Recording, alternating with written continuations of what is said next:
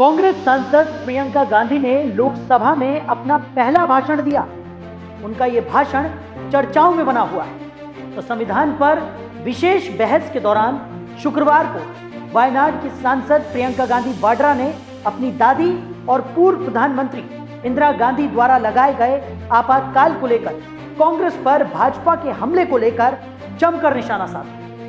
बहस की शुरुआत करने वाले रक्षा मंत्री राजनाथ सिंह की टिप्पणी का जिक्र करते हुए प्रियंका वाड्रा ने कहा, उन्होंने यानी कि राजनाथ सिंह ने 1975 आपातकाल के बारे में बात की, तो सीख लीजिए ना। आप भी अपनी गलतियों के लिए माफी मांगिए।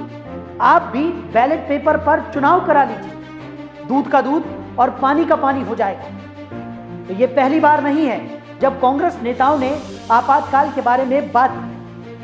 गांधी परिवार के सदस्यों सहित कई लोगों ने स्वीकार किया है कि यह गलत था।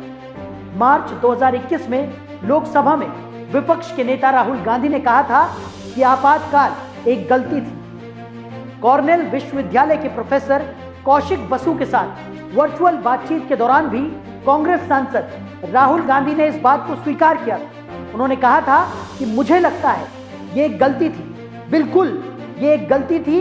मेरी दादी यानी कि इंदिरा गांधी ने भी यही कहा था। हालांकि राहुल ने आगे कहा था कि किसी भी बिंदु पर आपातकाल ने भारत के संस्थागत ढांचे पर कब्जा करने का प्रयास नहीं किया।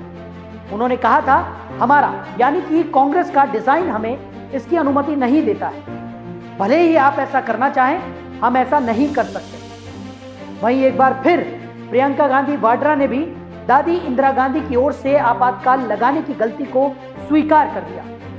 उन्होंने इमरजेंसी को लेकर कहा, यहां 1975 की बातें की जाती हैं। अब सवाल यह है कि क्या कांग्रेस और खासकर गांधी परिवार ये मान चुका है कि 1975 में लगा आपातकाल इंदिरा गांधी की एक बड़ी गलती था, और उस लिहाज से बीजेपी की तरफ से आपातकाल को लेकर उठाए जा रहे सवाल सही है।